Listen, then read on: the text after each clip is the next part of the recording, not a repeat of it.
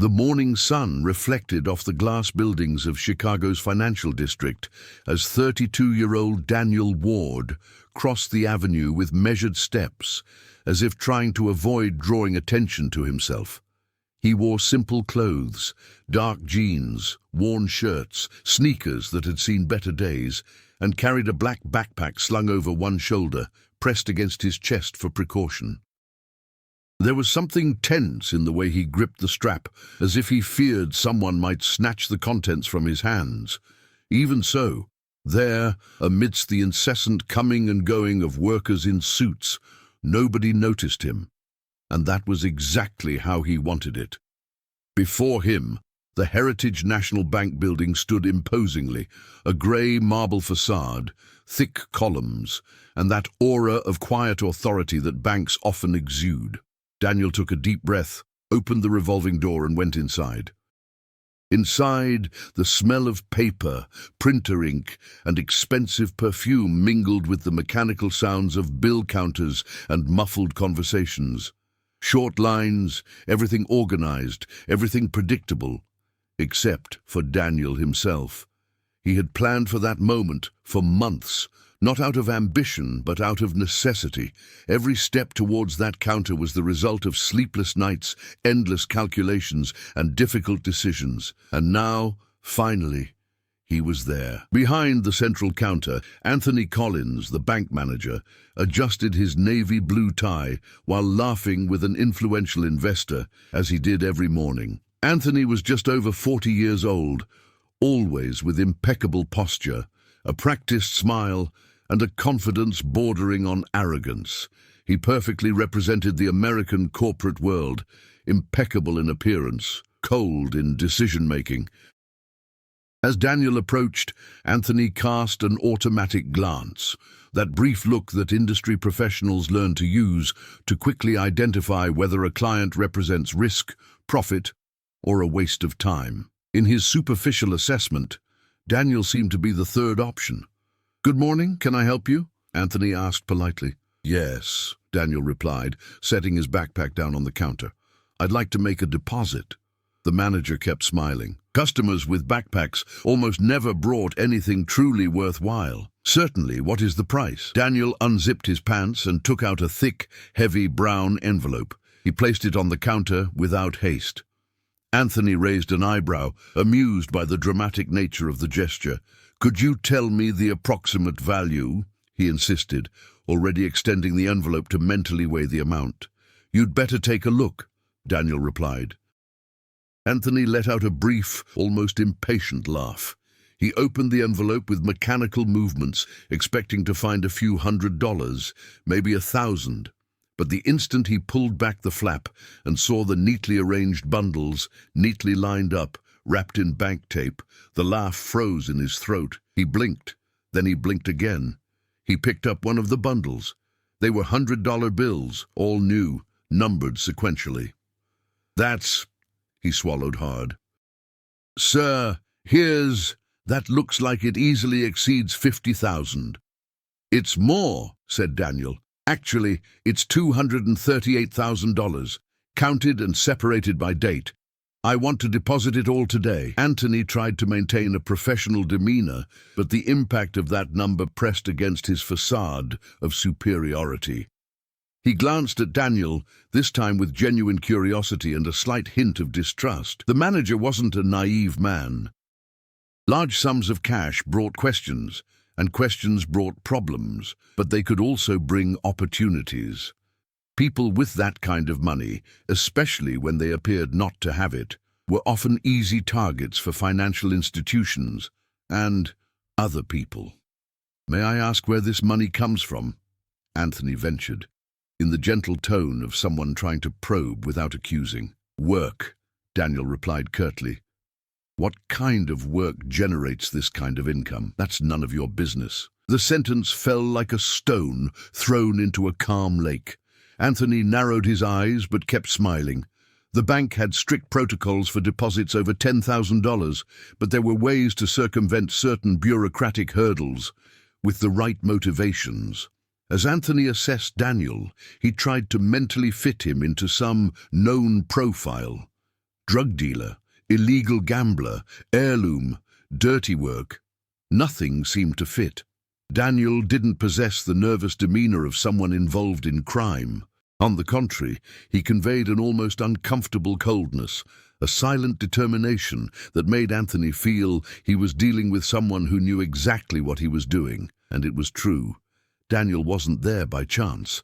That money was the starting point of something much bigger, a plan from which there was no turning back, a plan involving the bank itself, decisions made years before, and a chain of events about to be triggered by that deposit.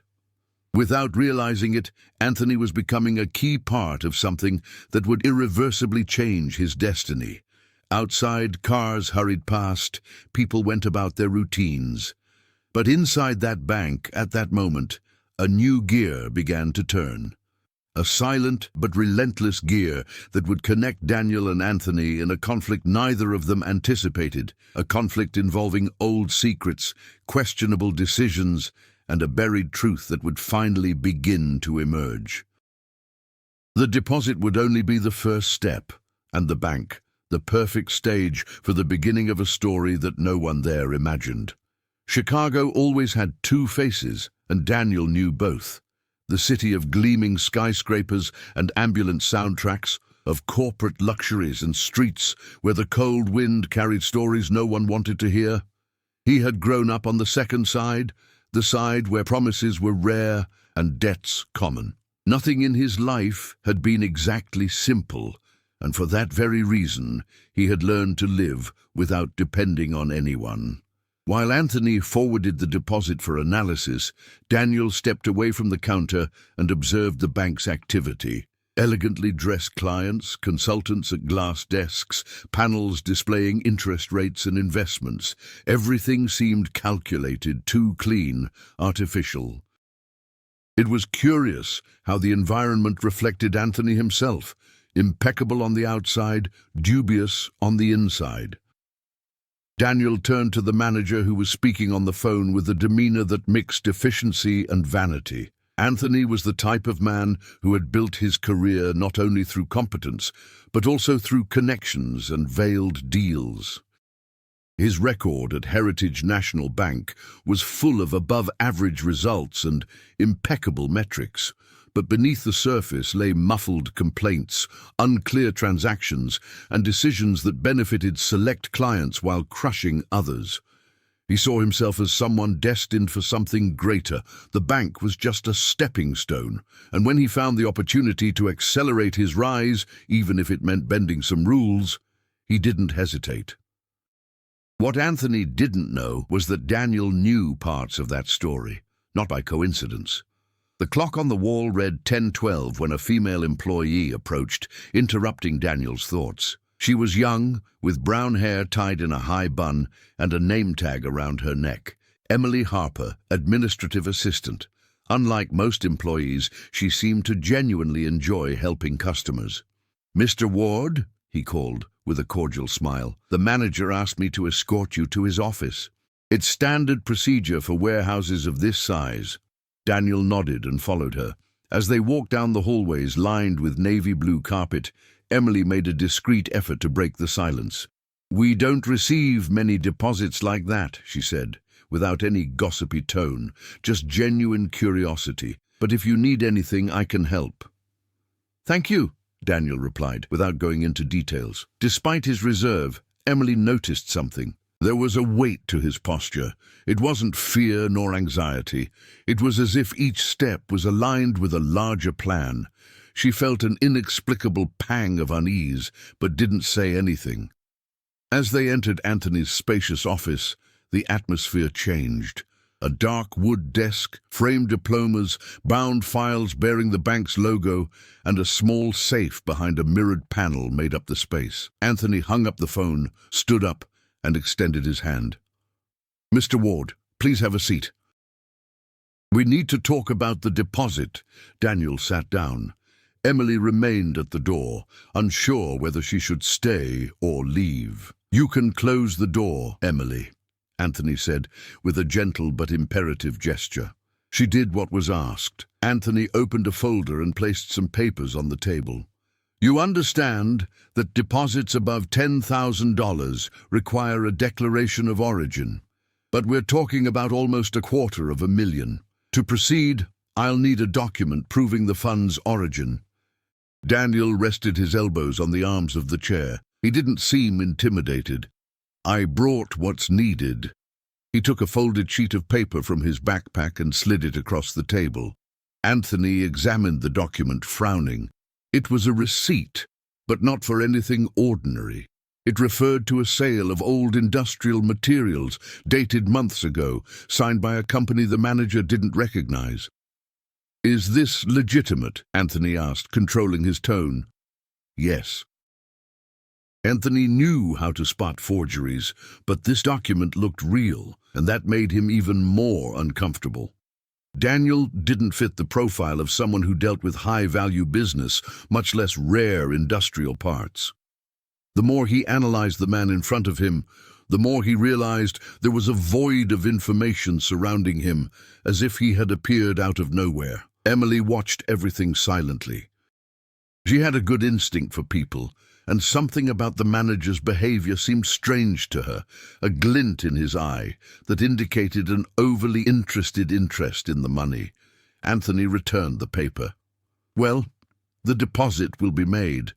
But honestly, Mr. Ward, why bring everything in cash? That might raise suspicions." Daniel stared at him intently. "Some transactions require discretion, and I needed to be sure it would fall into specific hands." Anthony tilted his head slightly, like someone trying to decipher a puzzle that may have no solution. "And why my hands?" The response came coldly. "Because you are at the center of what I need." Emily felt the air catch in her throat. Anthony leaned back in his chair, hiding his unease. Daniel didn't elaborate. He didn't need to. From that point on, everyone was involved, even if they didn't yet understand the magnitude of what was to come. The deposit was registered, but nothing seemed settled. On the contrary, the atmosphere in the bank had changed after the conversation in the manager's office. Emily sensed this instinctively. Anthony, despite trying to maintain control, was more restless than he would ever admit. And Daniel seemed to have lit a fuse whose length no one yet knew. After leaving the room, he lingered in the lobby for a few minutes, discreetly observing. People coming and going, attendants organizing documents, consultants calling clients by name. Everything functioned with the precision of a well-calibrated machine. But now, Daniel had introduced a new piece into that mechanism, a piece that could turn everything upside down. Anthony, from inside his office, watched Daniel through the glass door. The exaggerated confidence that usually accompanied him was shaken.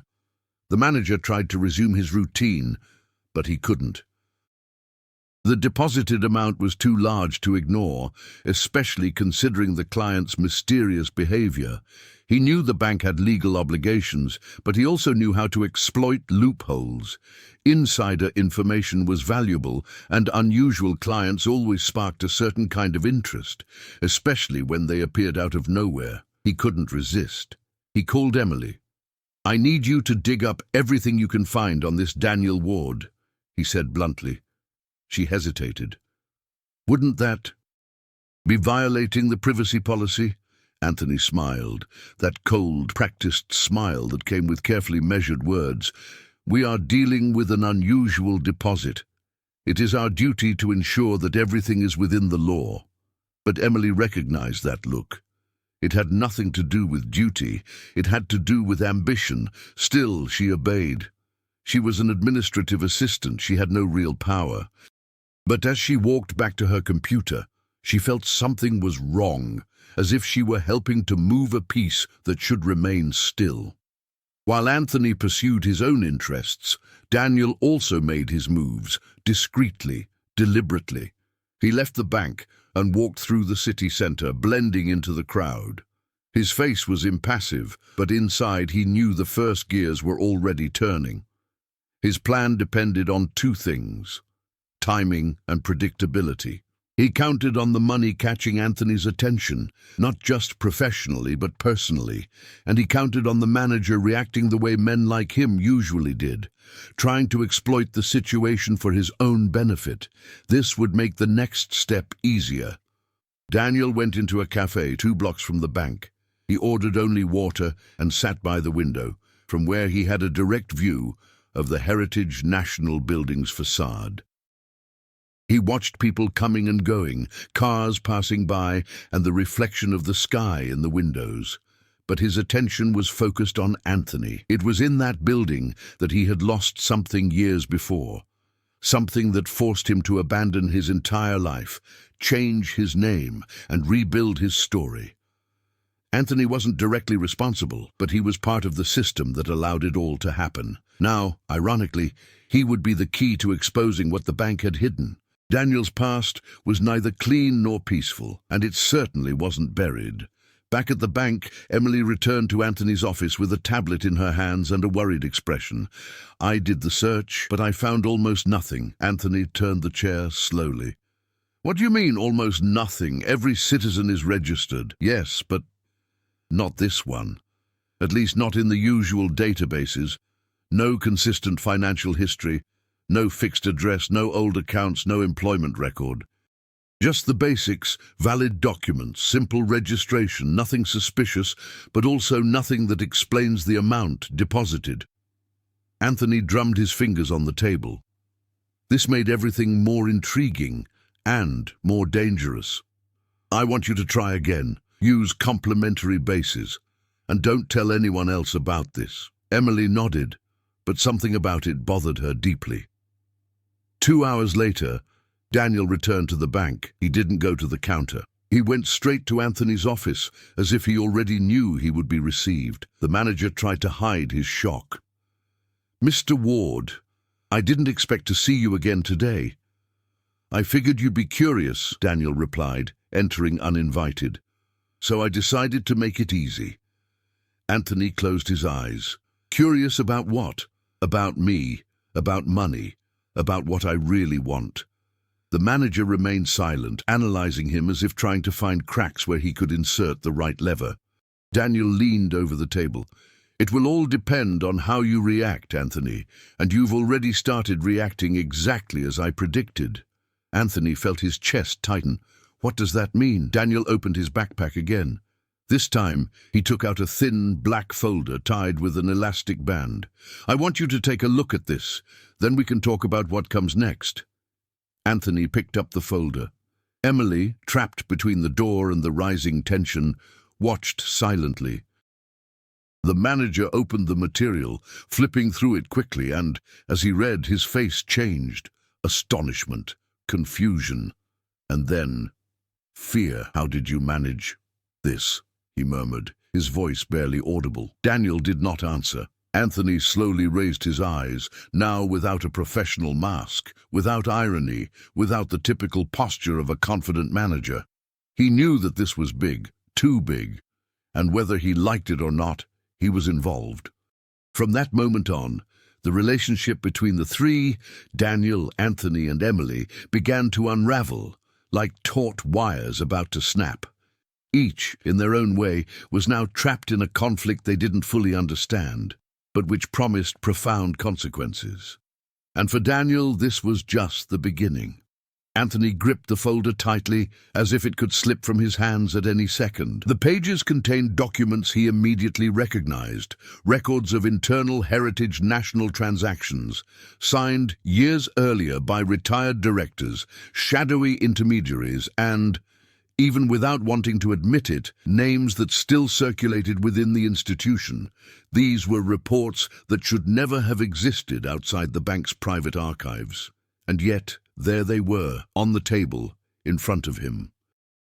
Daniel watched the manager with the calm of someone who had already anticipated that reaction.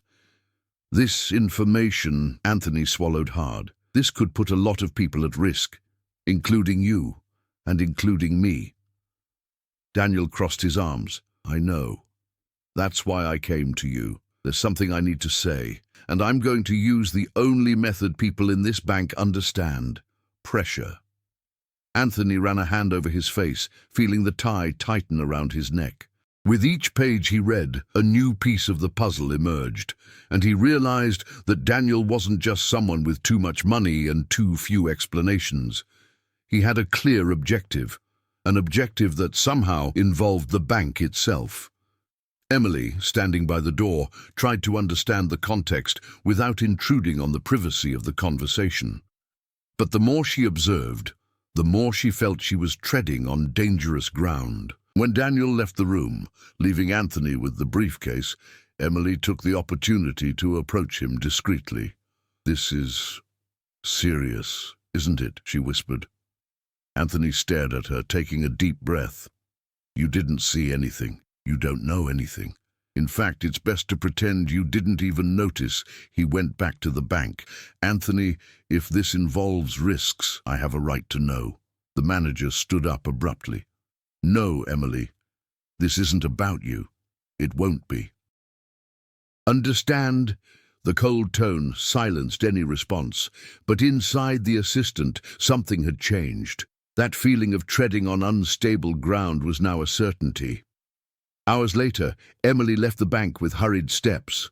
The cold wind cut through the streets, and the city lights began to come on as the sky darkened. She walked to the subway station, but stopped before going down the stairs. Something had been bothering her ever since she first spoke to Daniel. It was as if he were in the middle of a story bigger than anyone they could imagine, and Anthony's behavior, so evasive, so tense, only reinforced that impression. She hesitated for a moment. Then she picked up her cell phone and typed in a quick search. Daniel Ward, Chicago. Some results emerged. Nothing concrete. But one caught his attention. An old news story from 6 years ago. A fire in an abandoned factory on the outskirts of the city. Unidentified victims. Suspicions of illegal activity involving industrial equipment and improper storage. The article mentioned that a man named Daniel Ward worked at the site, but had been missing ever since. Emily felt her throat go dry. Daniel had some connection to that, and now he was back. Meanwhile, Anthony couldn't leave. The room was dark, lit only by the light of the monitor. The folder was still open on the table, its documents scattered like open wounds. He knew there were irregularities at the bank. Every large institution has them. But he didn't know they were so deep, and worse, he didn't know how Daniel had obtained those files. The manager's mind was divided in 3 directions. First, ambition. If he played it right, the information could be used to rise within the bank, negotiate with directors, and gain power. Second, fear. If he were dealing with someone dangerous, a criminal, a disgruntled former employee, someone with a motive to destroy the bank, he could be dragged along. Third, curiosity. Who was Daniel really, and why now? Anthony then realized something simple and brutal. He couldn't ignore it, and that realization led him to a mistake that would change everything. He called someone, a person whose contact information should not be used lightly. "We have a problem," Anthony said, his voice low and careful, "and perhaps you'd like to see it for yourself." On the other side of town, Daniel checked the time on his cell phone as he walked toward the cheap motel where he was staying. Not for lack of money, but as a strategy. Simple places leave simple traces. It's easy to enter and leave unnoticed, difficult to track. He noticed a notification from a camera he had installed at the motel entrance. A figure standing next to the reception desk. It was someone in a suit, tall, strong. He was not a guest, Daniel frowned. They weren't wasting any time. This meant that Anthony had not only reacted as he expected, he had reacted too quickly. Time, once an ally, was now running out. He quickened his pace. Meanwhile, Emily was at home, sitting on the edge of her bed. Her laptop was open in front of her, the news of the fire still on the screen. The more she read, the more she felt unwillingly drawn into it. But then she did something she never imagined she would do. She sent a message, for Daniel, a short message. "We need to talk." She didn't know if she was putting herself at risk, or if she was about to help someone who deserved to be helped. But something inside her told her that if she waited any longer, it would be too late. And, in different parts of the city, without realizing it, the stories of Daniel, Anthony, and Emily began to intertwine in an increasingly tight knot. A knot that someone would soon have to cut.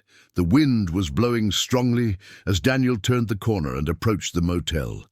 The man in the suit remained standing in the entrance, motionless, like a sentinel. That was a bad sign, much worse than he had expected so early in the day. Daniel didn't slow down. On the contrary, he sped up, but not towards the reception. He crossed the street, stopped on the opposite sidewalk, and pretended to talk on the phone while observing the intruder in the reflection of a closed shop window. It was a skill he had learned years before. Never look directly at what you want to see. The man adjusted the lapel of his jacket, a quick, almost automatic movement. Daniel recognized it. Micro-communication devices, private security, and the expensive kind. So that was it. Anthony had spoken to someone. But to whom? A director, an external consultant, one of the names on the documents? The cheap motel, once an advantage, was now a weakness. Your room could be being searched at that very moment, or worse, prepared. Daniel needed to make an immediate decision, and he decided. He walked discreetly around the street, entered the side alley, and climbed a rusty fire escape to the second floor. His bedroom window faced that direction. He approached slowly, alert for any noise, light on, door ajar. He heard muffled voices. They were inside. A dry chill ran down his spine. He retreated with the same silence with which he had ascended and disappeared into the night. On the other side of town, Emily couldn't sleep. She paced back and forth in her small apartment, clutching her phone as if it were about to explode at any moment. The message sent to Daniel, "We need to talk," remained unanswered. She tried to convince herself that it was better this way, but then the device vibrated. An unknown number. Emily hesitated before opening it. "Where are you?" It was him. Her heart raced. With trembling hands, she typed, "At home." The answer came almost immediately. "You asked about me. This could be dangerous. Don't talk to anyone at the bank." Emily stopped breathing for a moment. How did he know? She took a few seconds before replying, "What's going on, Daniel?" It took a while. This time the wait was long, tense, almost unbearable. Then, "Not by text. I'll meet you." She read the sentence several times, feeling its weight settle in her chest. Something told her that this night would not end peacefully, but something inside her, fear or intuition, prevented her from refusing. At Heritage National, Anthony was still confined to his own office, even though it was almost midnight. The lights in the main building were on 24 hours a day, but on that floor, at that hour, the silence was absolute. Daniel's folder was open on the table again. He reread the documents for the third time, but the information remained unchanged. No matter how many times he reviewed it, the content remained devastating. Money laundering, transactions via shell subsidiaries, misappropriation of funds, internal corruption dating back at least 15 years, and everything is traceable. Anthony could feel his stomach churning. He wasn't a saint, but this was beyond any limit. If the police, the press, or any regulatory body got their hands on those papers, the bank would collapse, and all the careers connected to it would too, including his. The landline phone in the room rang. Too late to be casual. Anthony answered in a controlled voice. "Try." On the other end, a deep, measured voice, each word carefully calculated. "I received your message. Where are the documents?" Anthony swallowed hard. "Still with me." "Great. I need to see them immediately." Anthony hesitated. "I just wanted to understand what's going on. This man, Daniel, we're already taking care of him." The voice interrupted. "His only function is to keep everything under internal control. Nothing leaves the bank. No copies, no comments to employees. Anthony understood, or you thought you understood. Okay, when should I submit it? Now. The line went down. Anthony stood there motionless with the phone in his hand. That was the kind of order you don't refuse. But it was also the kind of order that, if obeyed carelessly, could make him the first name to be sacrificed if something went wrong. The manager took a deep breath. He picked up the folder. And he left. Outside the motel, the man in the suit received a short call. He listened, responded with an almost imperceptible nod, and went into the reception area. "Did the guy come back?" asked the receptionist nonchalantly. "We're just doing a check," he lied. But his eyes scanned the surroundings with military precision. Everything indicated that Daniel already knew. He picked up his cell phone and sent a concise message to a protected number. "Contact identified. Target alert." And he added, "Procedure?" The answer came in seconds. "Yes, before anyone says too much." The man put his cell phone away, calmly left, and walked toward the car parked just ahead. The night was about to become much more dangerous for everyone involved. And now the clock was ticking against Daniel and against Emily. Emily descended the building stairs with light, almost stealthy steps. The street was silent, illuminated only by the streetlights and closed shop windows. She gripped her cell phone tightly, following the instruction Daniel had sent minutes before. "I'll meet you at the corner of 8th and Ridley. Don't talk to anyone on the way." The phrase, "on the way," echoed within her like a warning. Emily didn't know exactly what to fear, what to avoid, but something told her he wouldn't exaggerate about imaginary risks. When she turned the corner, she saw Daniel already standing on the other side of the street, leaning against an old pickup truck, the hood of his jacket covering part of his face. He seemed attentive to everything: parked cars, buildings, lit windows, the discreet movement of the street. But when he saw her, he relaxed just enough not to appear like a shadow on standby. "Emily," he said as she approached, "thank you for coming." She crossed her arms, part defense, part attempt to hide the trembling in her hands. "You said it was important, and I needed answers." Daniel nodded and indicated the pickup truck. "We can talk in here. It's safer." Emily hesitated for a long second. Then she went in. The door slammed shut softly, muffling part of the world outside. "What's going on?" she finally asked. "Who was that man on the bench? Who are you?" Daniel took a deep breath, like someone who knew that from that point on there was no turning back. "You sought me out," he began. "So I'll be blunt. Heritage National has been involved in illegal activities for over a decade, and I can prove it." Emily's eyes widened. "This is too serious to—" "Yes," Daniel interrupted, "and that's why you need to listen to me, without interruptions." She nodded. "The fire in the article you found," he continued. "I worked at that factory. The place was used as a front for laundry operations. The industrial equipment was just part of the story. But something went wrong, very wrong." Emily leaned forward. "Were you there?" "I was. And I survived because I left minutes before the explosion. But the people who died—" He looked away.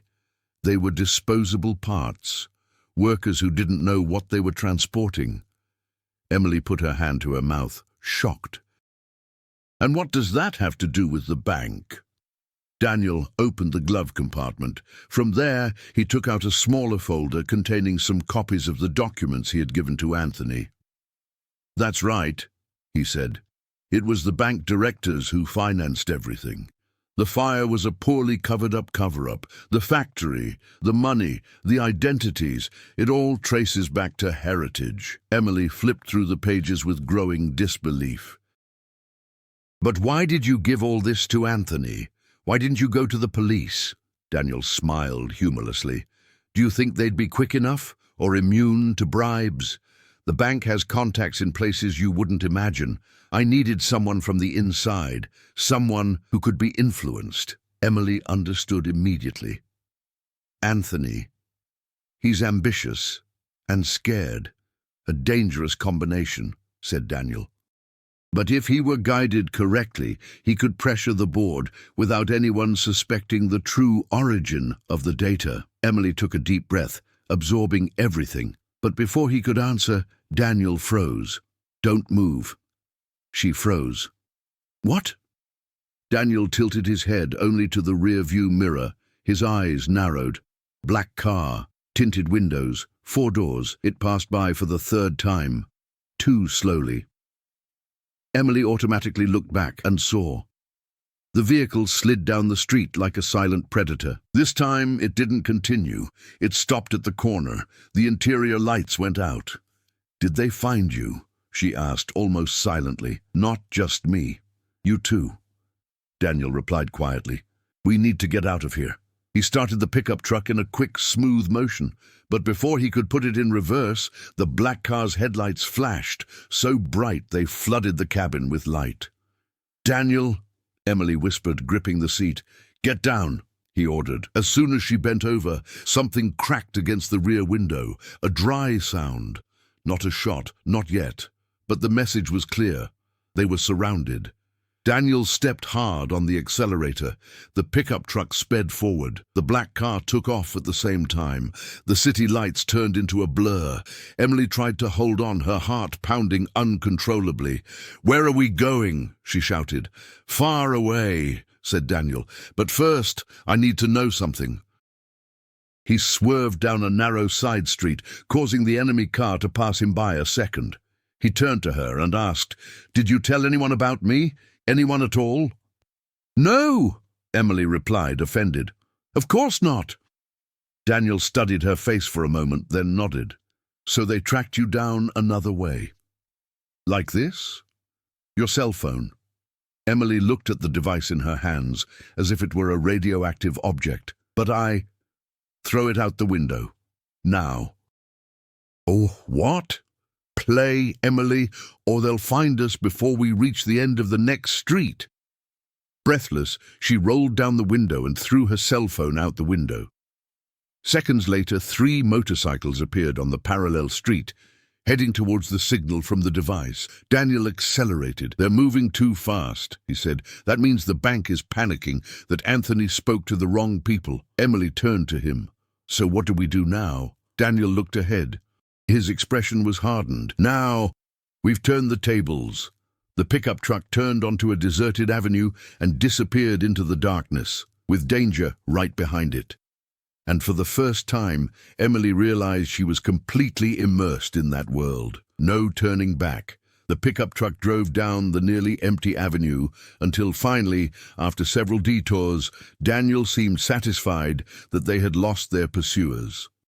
He slowed down and entered a quiet industrial neighborhood, full of abandoned warehouses and empty parking lots. We'll stay here for a few minutes, he said, parking between 2 idle trucks. We need to understand the situation before we move again. Emily was still panting, her adrenaline pumping so strongly that her hands were trembling. Were they really trying to capture us?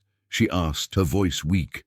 They wouldn't be there by chance, Daniel replied, glancing in the rearview mirrors. The bank doesn't send black cars for a night drive. Emily took a deep breath, trying to process what had happened. The night, which had begun as a meeting in search of answers, had turned into a chase that could have been fatal. I had no idea I was in this kind of danger, she murmured. Daniel turned to her, looking serious. You got involved in this the moment you started investigating. The difference is that now you know. Emily felt the weight of the sentence settle in. And Anthony? She asked after a moment. Did he tell anyone? Daniel rested his elbows on the steering wheel. I'd bet everything that he does. Anthony is the type to crumble under pressure. If you found the things you found, imagine what the board discovered about him. Emily imagined Anthony sitting in her office, his gaze nervous, his hand restless on the pen. He seemed exactly the type of person who wouldn't keep a secret for long. Do you think they'll go after him? She asked. They're probably already behind us, Daniel said without hesitation, and in the wrong way. Emily felt a chill run down her spine. She didn't like Anthony, but she would never wish anything worse on him than he deserved. I need to warn him, she said, impulsively pulling the doorknob. Daniel grabbed her arm before she could leave. Emily, don't do that. You threw your phone away. They know who you are. And if you show up there now, you'll only bring danger closer to him. And to yourself. She closed her eyes for a moment, taking a deep breath. So what do we do? Daniel settled back on the bench. His expression changed, a mixture of calculation, strategy, and something more bitter. Emily, I want you to understand one thing, he said. The bank isn't just trying to protect itself. They're trying to erase all traces, all of them, including us. Emily felt her stomach churn. But why me? I just want to understand what happened at the factory, and now this thing at the bank. I'm not a real threat to them.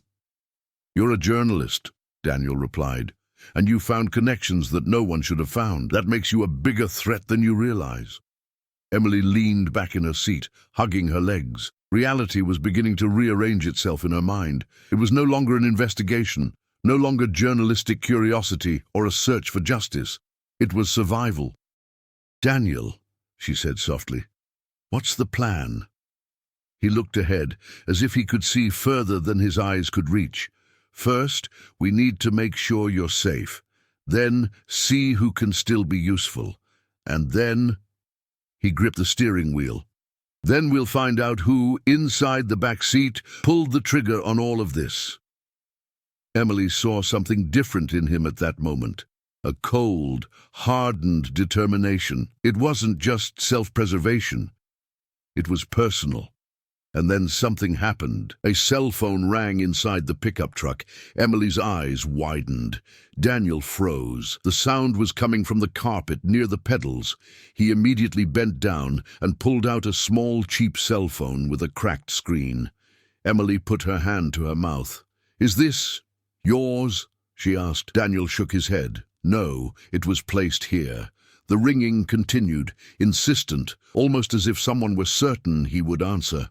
Daniel looked at Emily and, without saying anything, pressed the green button. The voice that came from the other end was male, low, precise.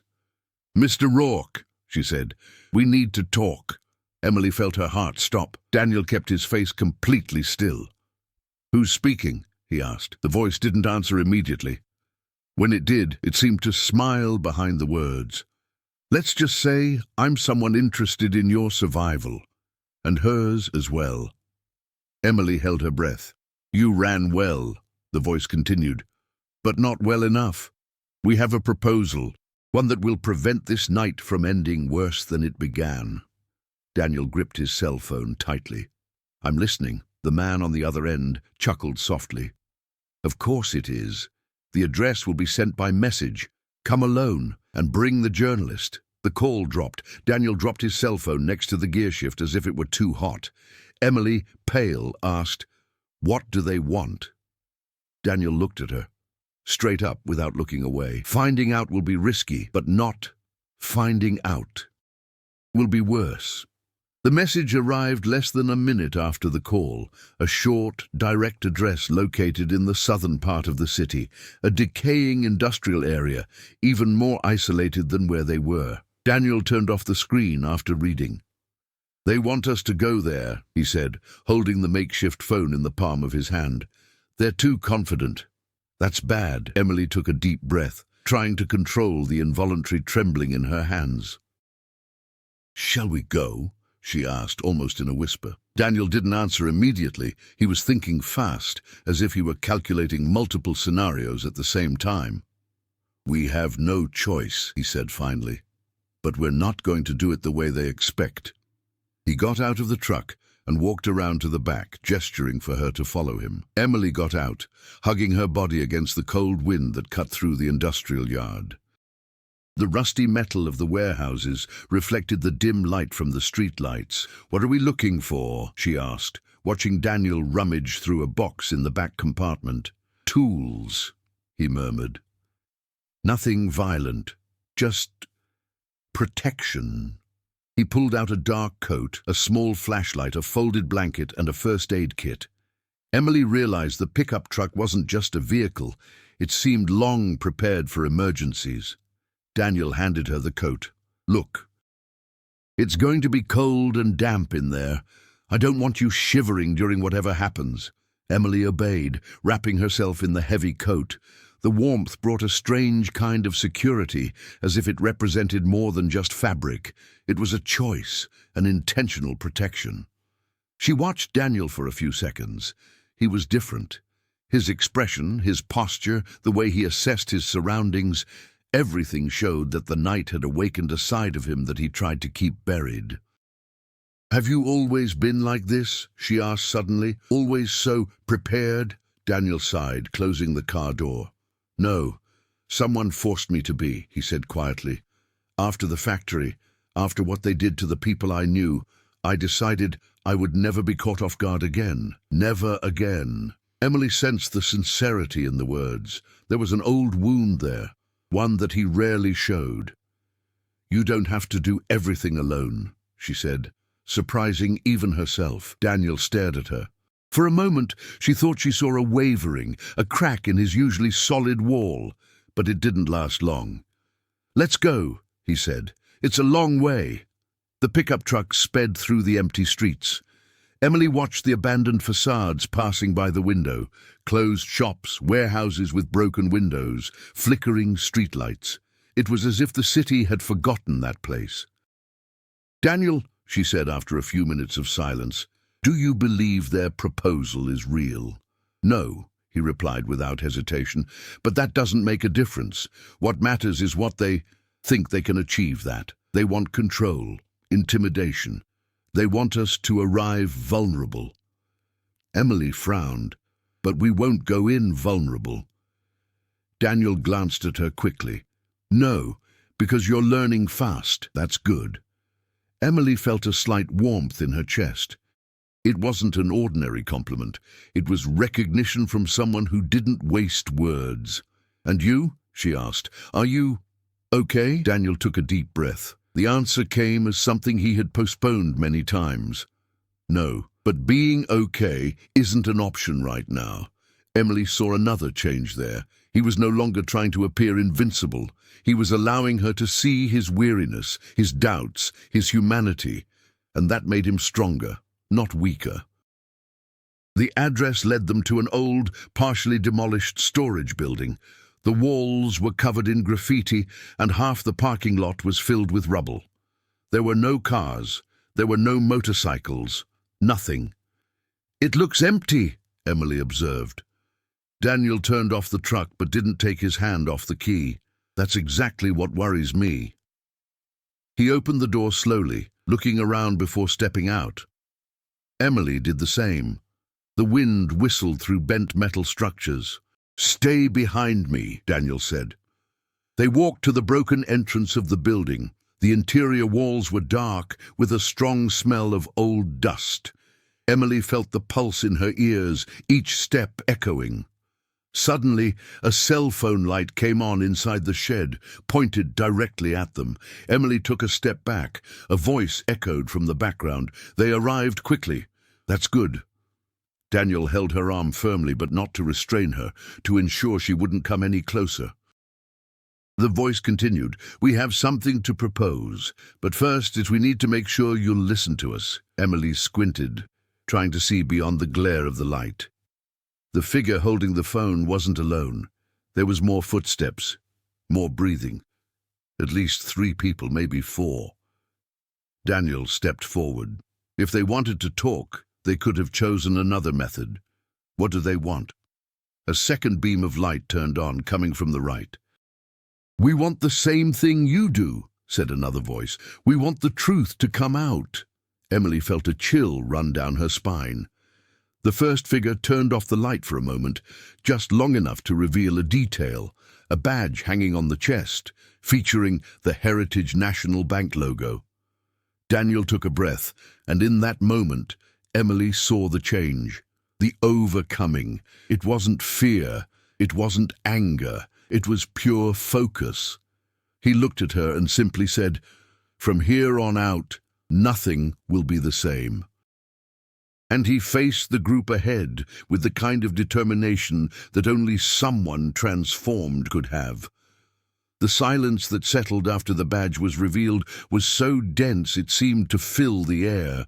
Emily felt her breath become heavy, as if each breath carried the imminent risk of something exploding at any second. Daniel didn't take a step back, which for Emily was the first sign that he had moved beyond the point where fear guided him. Now it was something else, something sharper. "Bank employees," he said finally, "you should be the last ones to show up here." The figure holding the cell phone lowered his arm, allowing his features to become visible. He was a man in his early 50s, with grey hair carefully combed back, but with deep, dark circles under his eyes and an exhausted expression. "Yes, employees," he replied, "but not in favor of the board. Not anymore." Emily narrowed her eyes. This didn't seem like a traditional trap. There were no visible weapons, no explicit threats. There was caution, of course, but also urgency. "What do you want?" she finally asked. The grey-haired man glanced at her, scrutinizing her as if confirming an identity before continuing. "We want to survive," he replied, "just like you." A second man approached, his hands raised in a gesture of peace. He was younger, perhaps in his early 30s, and too well dressed to be in an abandoned warehouse at dawn. "The board is taking desperate measures," he said. "They're destroying files, tracking internal communications, intimidating any employee who has had contact with questionable numbers in the last 5 years. We don't know how much time is left before something worse happens." Daniel crossed his arms. "And why are you looking for us?" The grey-haired man took a step forward. "Because someone inside already knows that you have information that could bring everything down. And those same directors are willing to silence anyone who gets in their way, including us." Emily exchanged a quick glance with Daniel. It confirmed everything he had feared, but it also presented something new, unexpected allies. "So, what do you propose?" Daniel asked. The grey-haired man took a deep breath, as if gathering courage. "It's a deal. We'll provide access to the most recent internal data, suspicious transfers, deleted records, direct instructions from executives. In exchange, you'll take us off the target, or at least increase our chances." Emily frowned. "And why do you think we can do that?" "Because you already have what we need," the younger man replied. "The story, the narrative. You know what happened before the factory, before the fire, about the payments that preceded it. And most importantly, you have the motivation to reveal everything." Emily felt her heart clench.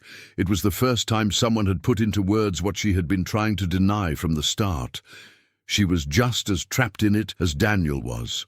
The grey-haired man continued, "The press can't publish anything without evidence. The police don't act without formal complaints. And even then, the bank always finds a way to bury everything. But if we combine what you have with what we've managed to collect, there will be no way for you to hide." Daniel observed their every gesture, every micro-expression, every hesitation. "Something's missing," he said finally. "If you're so afraid, why did you show up here? Why take such a big risk?" The answer came from the third employee, who had remained in the shadows until then. When he stepped forward, Emily recognized his face immediately. A jolt ran through his body. "Anthony," she murmured. The account manager, always so organized, always so bound by the rules, now seemed broken. His tie was loose, his shirt wrinkled, and his eyes held a fear she had never seen before. "Emily," he said, his voice trembling. They know what I did." Daniel tensed up like a rope about to snap. "What exactly did you do?" he asked coldly. Anthony took a deep breath, fighting against his own panic. "I told them you showed up at the bank. I told them about the amount. I told them everything. He swallowed hard. "But I didn't know they'd react like this. I didn't know they'd send people after you. I didn't know they'd watch me, too." Emily felt a mixture of anger and pity. Anthony wasn't innocent, but he didn't seem like a villain either. "They said that if I cooperated, they would leave me alone," he continued. "But after they found out you had documents, I became disposable. I heard plans. I heard names. I heard things I shouldn't have." Daniel took a step towards her. "What did you hear?" Anthony fixed his eyes on Daniel as if this were his last chance for redemption. "They're going to run off with some of the money. They're going to blame you, Daniel. They're going to blame Emily, and they're going to erase everything that connects the board of directors to the factory fire. Today, this morning." Emily felt a chill run through her entire body. Daniel closed his hand into a fist. "So that's it," he said, his voice low, heavy with a new kind of determination. "Time's up. Either we act now, or we lose everything." The grey-haired man nodded. "There are no more subplots. There are no more half-measures. The bank will move fast and violently." Daniel turned to Emily. She already knew the question before he even asked it. "Are you with me?" Emily took a deep breath and realized she was no longer the same woman who had gotten into that truck hours before. There was fear, yes, but also courage and purpose. "I am," she replied firmly. And then Daniel turned to the group. "Then let's put an end to this." The plan was simple, too simple for the mess they were in, but there was no time for anything better. The bank's board of directors would meet that very night to finalize the transfer of the embezzled funds. According to Anthony, it would be in a secondary corporate building in the old part of the financial district, an almost forgotten place, perfect for discreet operations. They believed that no one would suspect anything, Anthony explained as they walked toward Daniel's truck, and that if anyone did suspect anything, it would already be too late. "Then let's prove them wrong," Daniel replied, gripping the steering wheel tightly. The 3 bank employees would take a different route, carrying duplicate evidence and maintaining backups in case something went wrong. Emily, Daniel, and Anthony would be the front line. The city seemed different that morning, quieter, more cramped, as if it knew something big was about to happen. The streets reflected the yellowish light of the lampposts, and the distant sound of sirens created a tense soundtrack. "How many people will be there?" Emily asked. Anthony hesitated before answering. "Maybe 6, maybe more. It depends on who the board decided to call." "You seem worried," Daniel said. "I'm worried," Anthony replied, his tone bordering on despair. "These men have no limits, and if they realize you came for what you know, they could do anything." Daniel did not slow down. "Us too." When they arrived at the building, it looked abandoned. No lights were on, no cars were parked, just an old facade and a metal side door. "It's that way," Anthony said. They approached in silence. Emily felt her heart pounding so loudly it seemed to echo inside the dark corridor leading to the building's interior. Daniel walked ahead, alert to any movement. As they turned the corner of a corridor, they heard voices, 2, maybe 3. The sound was coming from a brightly lit room at the end of the corridor. Daniel gestured for them to stay behind. He approached slowly. Emily and Anthony followed him carefully. Inside the room, the board of directors was gathered. 4 well-dressed men, surrounded by screens, laptops, and metal briefcases. In the center of the table were papers with spreadsheets, internal documents, and voluminous bank statements. It was living proof of the operation, and it was also the heart of corruption. Emily held her breath. She recognized 2 of those faces, the men who had served her at the bank, always polite, always refined. Men who now revealed themselves to be completely different. "We need to sign before 4, one of them said. "The external server will delete everything after that." "I've already confirmed with the insurance company contact," said another. "The public story is ready. The blame falls on the missing manager and the woman who assisted him." Emily's blood ran cold. They were preparing everything to pin the crime on him. Daniel no longer seemed merely furious. He seemed sculpted from pure tension, as if every muscle was about to explode. He entered the room without hesitation. He finished. The directors froze. For a second, nobody breathed. Then one of them stood up, trying to maintain his composure. "Daniel, you shouldn't be here." "Neither do you," he replied, his voice firm. "But that ends now."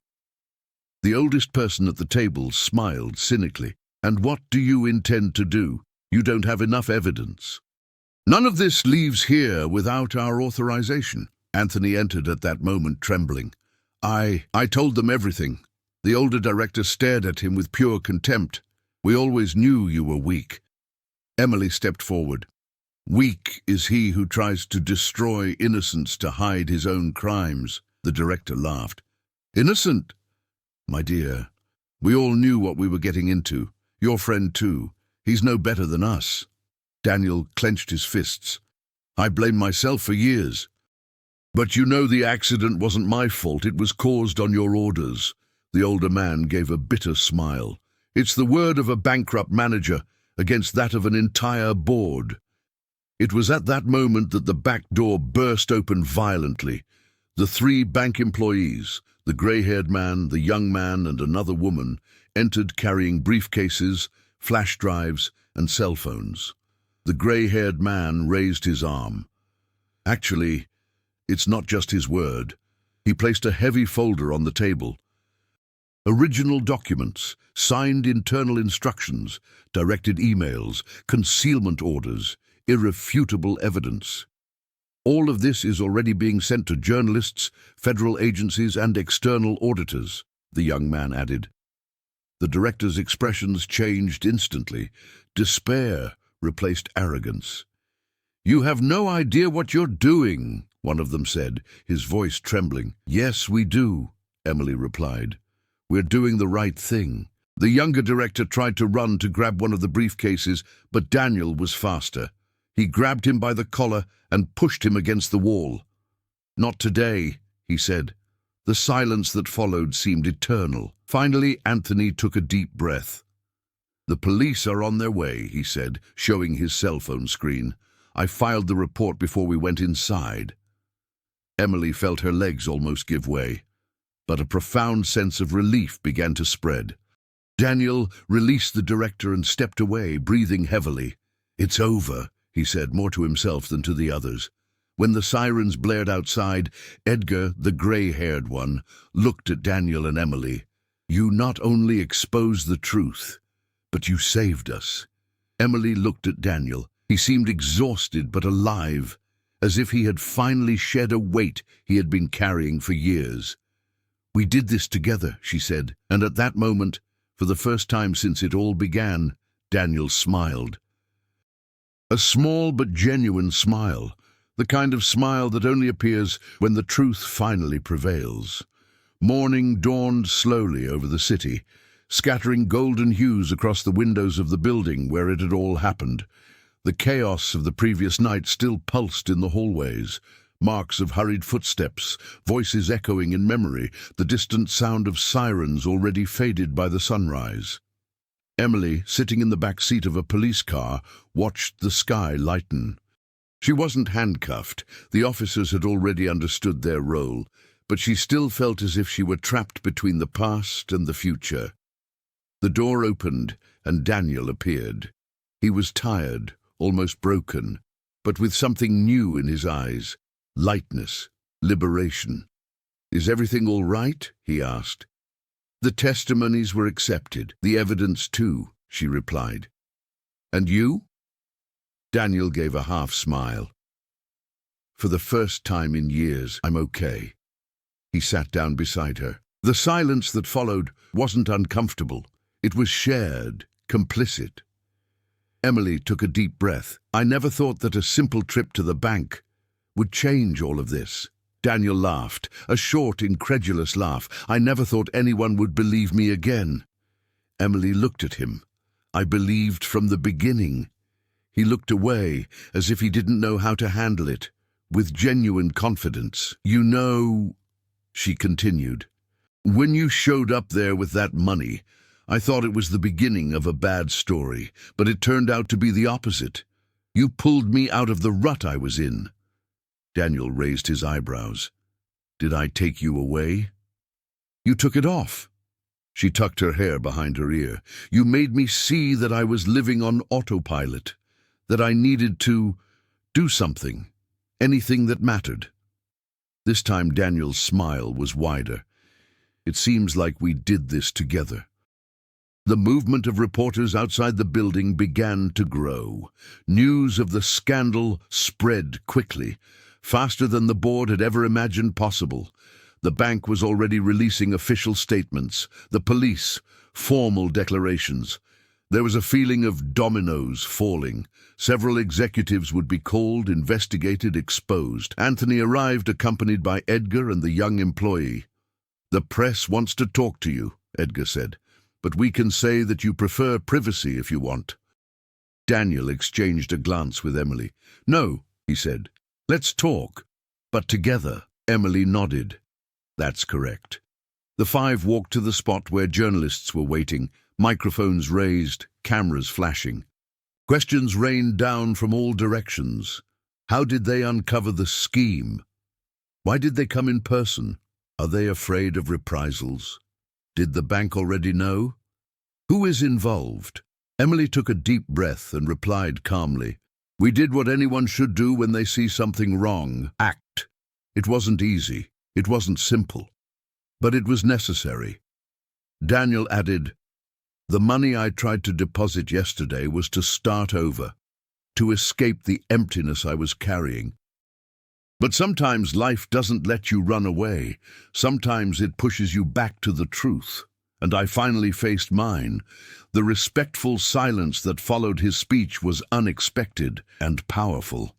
Anthony approached, visibly nervous, but firm. And I made a mistake. I let myself be intimidated.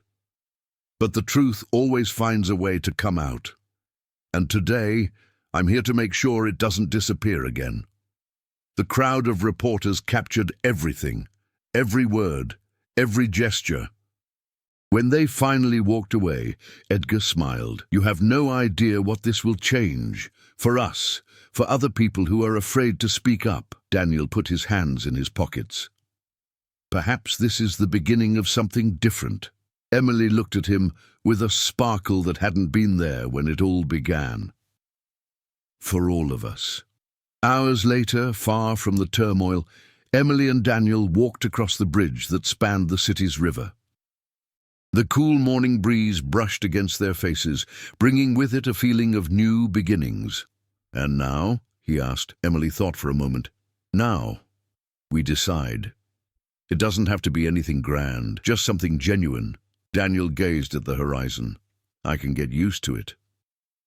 Emily smiled sincerely. "Me too." The two continued walking side by side, not because they needed to, but because they wanted to. The story that had begun with a suspicious warehouse, a nervous manager, and a wary employee ended there. Or perhaps it didn't end there. Perhaps it was just the first chapter of something much bigger. Ultimately, when someone chooses the truth, there is always a new path ahead, and for the first time, they were both ready to follow him. Months later, a small article on an independent website caught my attention. Former bank employees found organization to protect corporate whistleblowers. The photo showed Emily, Daniel, and Edgar smiling discreetly, each carrying in their eyes the marks of the past and renewed strength. The bank case had become a national landmark, inspiring others to speak out.